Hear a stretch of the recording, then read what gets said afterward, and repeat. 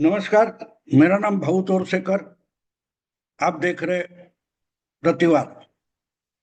दोस्तों, कोई भी आसान रास्ता जो होता है वो हमेशा संकट का होता है। शॉर्टकट हम जिसको बोलते हैं, वो हमेशा संकट को आमंत्रण देता है, न्योता देता है कि आ जाओ। और वो एक तरीके से जुआ भी होता है। निकल भी जा सकते हैं, फंस भी जा सकते हैं। लेकिन बहुत सारे लोग जल्दी कुछ हासिल करने की दौड़ में लग जाते हैं और ऐसे संकट में फंस जाते हैं जो उन्होंने इनवाइट किया है, खुद ही बुलाया है। मैं ये इसलिए बोल रहा हूं कि 4 साल के लिए दूसरी बार अमेरिका के अध्यक्ष प्रेसिडेंट बने हैं और 4 साल में वो बहुत सारी चीजें हासिल करना चाहते हैं।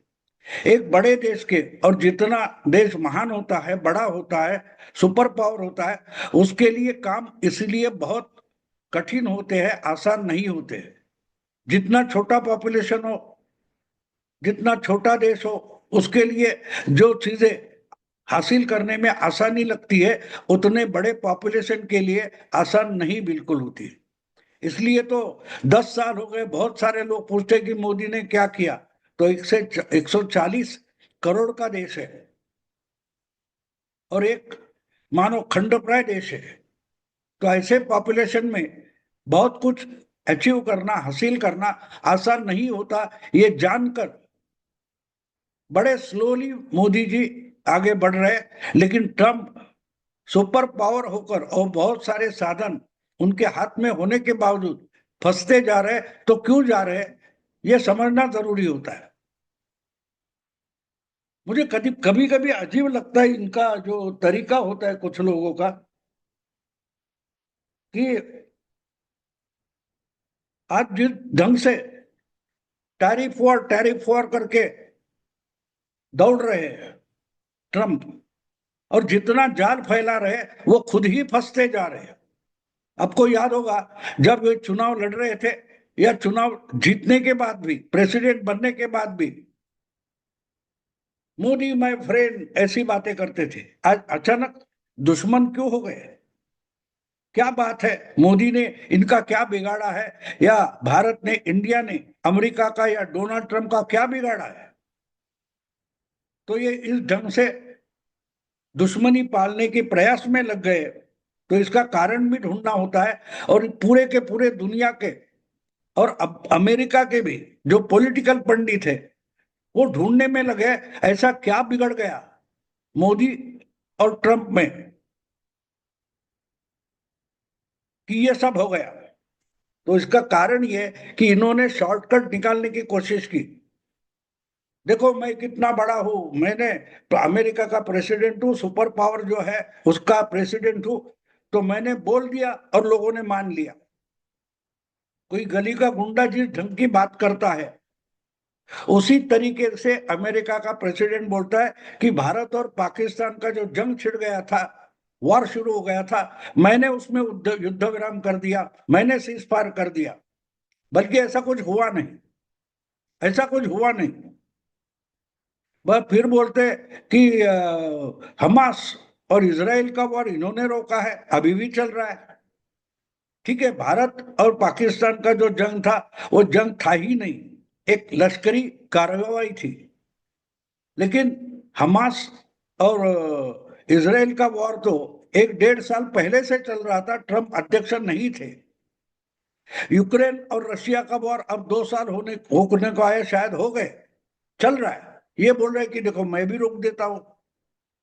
तो कभी कभी ऐसा लगता है कि शायद 20वीं सदी में ट्रंप पैदा होते और कोई देश के, दुनिया के नेता होते, तो दूसरा विश्व युद्ध भी नहीं होता।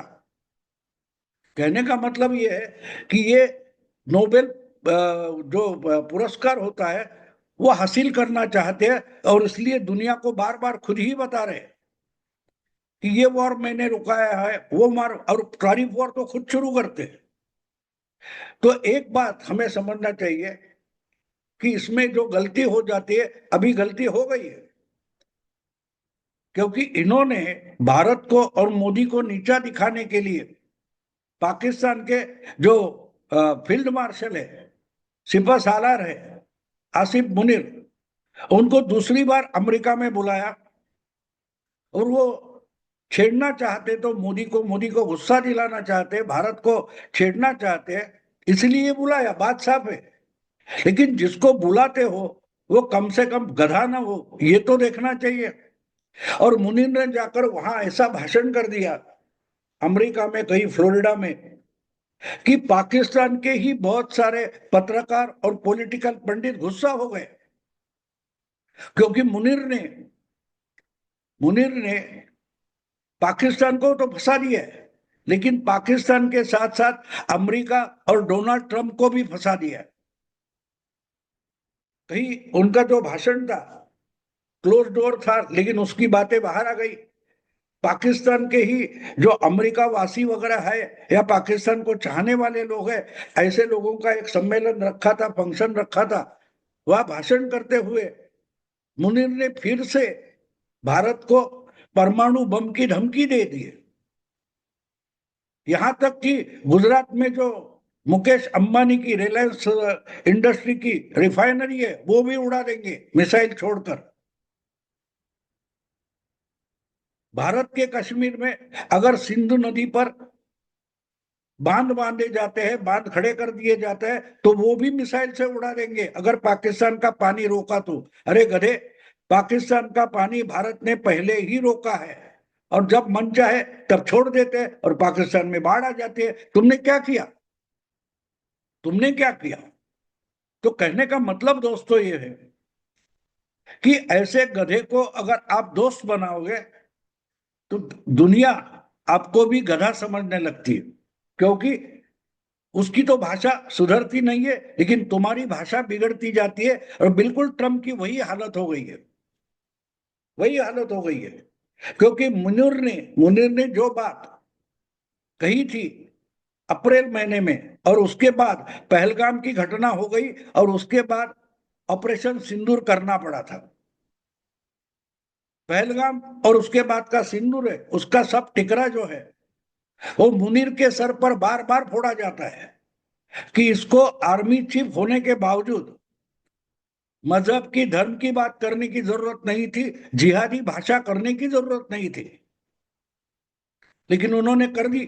और उसके बाद जो पहलगाम का हादसा हो गया, उसका कारण लेकर, उसका निमित्त पकड़कर भारत ने पाकिस्तान पर लश्करी कार्रवाई कर दी, और उसमें पाकिस्तान की नाक तो कट गई। लेकिन चाइना और अमेरिका, जो बड़े दुनिया के सुपर पावर माने जाते हैं, पहले तो इकोनॉमी माने जाते हैं, उनकी नाक कट गई। क्योंकि जो ऑपरेशन सिंदूर हुआ उसमें अमेरिका के जेट्स गिराए गए, और पाकिस्तान की, चाइना की एयर डिफेंस सिस्टम भी नष्ट कर दी गई। तो नाक कट गया पाकिस्तान का, लेकिन बेइज्जती हो गई, बाजार उठ गया तो चाइना का और अमेरिका का। और इसलिए ये बात समझना जरूरी होती है कि आप किसके साथ दोस्ती करते हो, किसके साथ घूमते रहते हो, लोग उस पर तय करते हो कि आप बुद्धिमान हो या गधे हो। अब ये मुनीर ने क्या बोला, भारत को धमकी दी, इस पर चर्चा बहुत हो गई, लेकिन बात वहां तक नहीं रुकी। ऑपरेशन सिंदूर के बाद जो पूरे सब के सब पाकिस्तानी हमारे पास परमाणु बम है, न्यूक्लियर वेपन है बोलते थे, वो 3 महीने से भूल गए थे ये भाषा न्यूक्लियर वेपन की। फिर से मुनीर को याद आ गया कि पाकिस्तान के पास न्यूक्लियर वेपन है और समय आया तो हम उसका इस्तेमाल कर सकते हैं। ये फिर से इन्होंने धमकी दी है। और जब ऐसी धमकी दी जाती है, उसके बाद क्या होता है, वो पाकिस्तान और मुनीर से ज्यादा अमेरिका जानता है, क्योंकि नूर खान बेस पर हमला हो गया, भारत का हमला हो गया, और जो कुछ पाकिस्तान के पास परमाणु बम वगैरह हथियार थे उसकी गड़बड़ हो गई, इसकी दुनिया भर चर्चा हो चुकी। ऐसे में अगर मुनीर आज बोलता है कि अगर पाकिस्तान के जान पर बनाई हमारे जान पर बनाई, यानी पाकिस्तान के जान पर आएगी, तो हम अकेले नहीं डूबेंगे, आधी दुनिया को लेकर डूबेंगे। इसका मतलब क्या होता है? हम न्यूक्लियर वेपन का इस्तेमाल करेंगे, फिर दुनिया भले न्यूक्लियर वॉर में फंस जाए और आधी दुनिया जलकर भस्म हो जाए, हमें परवाह नहीं। ये किसने कहा है? फील्ड मार्शल आसिफ मुनीर ने अमेरिका की भूमि में कहा है। और इससे अब पाकिस्तान के लोग तो डिस्टर्ब हो गए, गुस्से में आ गए, लेकिन अमेरिका में जो ट्रम्प के समर्थक थे वो भी गुस्से में आ गए। ये क्या गधा बोल गया, ये क्या बोल गया? ये तो आर्मी की यूनिफॉर्म में ओसामा बिन लादेन बोल रहा था। और आपको याद होगा पहलगाम के पहले जब उन्होंने बोला था, उसके बाद जनरल मुनीर को लोग मुल्ला मुनीर कहने लगे। तो अब तो ये ओसामा मुनीर हो गया, क्योंकि ओसामा बिन लादेन यही बात करता था। इस्लाम के लिए आधी दुनिया जलाने की भाषा जो है वो ओसामा बिन लादेन करता था। और इसलिए अमेरिका के बड़े बड़े लोग बोलने लगे, अरे इसको से वीसा तक नहीं देना, इसको अमेरिका में आने नहीं देना। ये अमेरिका के लोग बोलने लगे, क्योंकि ये यूनिफॉर्म वाला ओसामा बिन लादेन है। और आपको याद होगा, तो जो जो आज भी आप ओसामा बिन लादेन की तस्वीरें इंटरनेट पर ढूंढोगे, तो उसका जो ऊपर का कोट है वो भी आर्मी का होता था, आर्मी जैसा होता था। पगड़ी अलग होगी, लेकिन जो कोट पहनता था वो बिल्कुल आसिफ मुनीर जैसा होता था। तो अमेरिका के लोगों ने बोल दिया, बड़े बड़े लोगों ने बोल दिया कि ये तो आर्मी के भेष में घूमने वाला ओसामा बिन लादेन है, इसको अमेरिकन धरती पर पांव रखने को जगह नहीं देनी चाहिए, इसका वीसा कैंसिल करो, इसको वापस आने मत दो। क्योंकि आधी दुनिया डूब जाएगी, तो उसमें अमेरिका कहाँ बचेगी, इसका भी जवाब ढूंढना पड़ता है। और जो डरा हुआ होता है किसी भी संघर्ष से, किसी भी हिंसा से, किसी भी नुकसान से, या किसी भी विध्वंस से, कौन डरता है? जिसके पास कुछ होता है। जिसके पास कुछ भी होता नहीं वो डरता नहीं है, क्योंकि उसको मालूम है ज्यादा से ज्यादा उसकी जान चली जाएगी।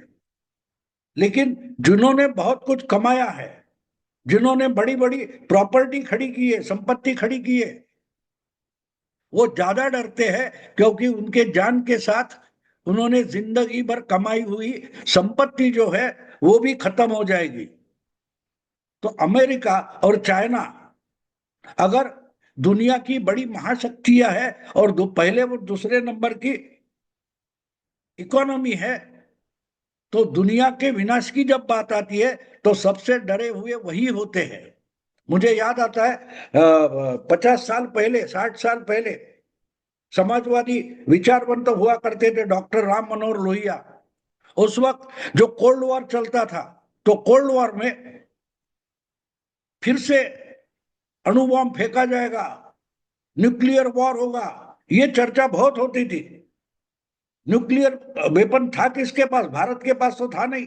भारत जैसे अमेरिका के पास होगा, रशिया के पास होगा, ब्रिटेन या फ्रांस के पास था, बाकी देशों के पास तो था नहीं, क्योंकि बाकी देश गरीब थे। और तब डॉक्टर राम मनोहर लोहिया ने कहा था, अरे हमको क्यों डराते हो, कर लो न्यूक्लियर वॉर, हम तो पहले से गरीब है, भिखारी है। परमाणु युद्ध होता है तो तुम भिखारी बन जाओगे और भिखारियों के लाइन में हमारे पीछे आकर खड़ा होना पड़ेगा, तो हमें डराओ मत कि न्यूक्लियर वॉर होगा। तो कहने का मतलब यह है कि मुनीर धमकी भारत को दे रहा है, लेकिन डरे हुए अमेरिका के लोग हैं, क्योंकि आधी दुनिया लेकर डूबेंगे ऐसे जब मुनीर कहता है, तो उस आधी दुनिया में सबसे बड़ा नुकसान अमेरिका का हो सकता है, चाइना का हो सकता है, जो प्रगत देश है, विकसित देश है, उनका हो सकता है। और इसलिए मुनीर जब डूबेगा तब डूबेगा, उसको जो कल्पना में आधी दुनिया डूबानी है, वो जब डूबेगी तब डूबेगी। क्योंकि जब वो परमाणु हथियार का इस्तेमाल करेगा उसके बाद आधी दुनिया डूब सकती है न्यूक्लियर वॉर होने से। लेकिन क्या उनके पास आज न्यूक्लियर वॉर है, न्यूक्लियर वॉरहेड है, हथियार है, परमाणु हथियार है? अगर होते तो ऑपरेशन सिंदूर के बाद रोते रोते युद्ध विराम के लिए गिड़गिड़ाते नहीं। हमारे प्राइम मिनिस्टर हो या हमारे सेना प्रमुख हो, उन्होंने साफ साफ बता दिया कि 10 मई के बाद रोते रोते पाकिस्तान के डीजीएमओ का रिक्वेस्ट आ गया कि भाई रोको, जो कुछ कर रहे हो वो रोको। और इसके बाद हमने ऑपरेशन सिंदूर रोका। अगर आपके पास, मुनीर के पास या पाकिस्तान के पास असली इस्तेमाल करने जैसे परमाणु हथियार होते तो कम से कम भारत को कहीं डुबा कर तो दिखाते।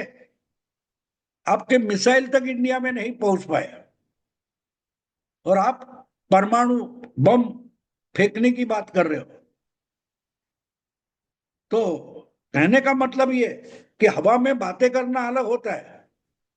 राहुल गांधी तो रोज करते हैं, निकलता कुछ भी नहीं। 10 साल 11 साल हो गए मोदी को हराने में लगे हैं, हुआ तो कुछ नहीं। मोदी तो तीसरी बार प्रधानमंत्री बन गए, लेकिन बातें तो बड़ी बड़ी राहुल गांधी भी करते हैं और मुनीर ने भी कर दी।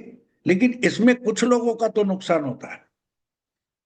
राहुल गांधी ने कांग्रेस पार्टी डुबोई और मुनीर, जो आजकल डोनाल्ड ट्रंप का लाडला हो गया है, तो आधी दुनिया डूबने से पहले मुनीर ने अमेरिका का जो प्रेसिडेंट है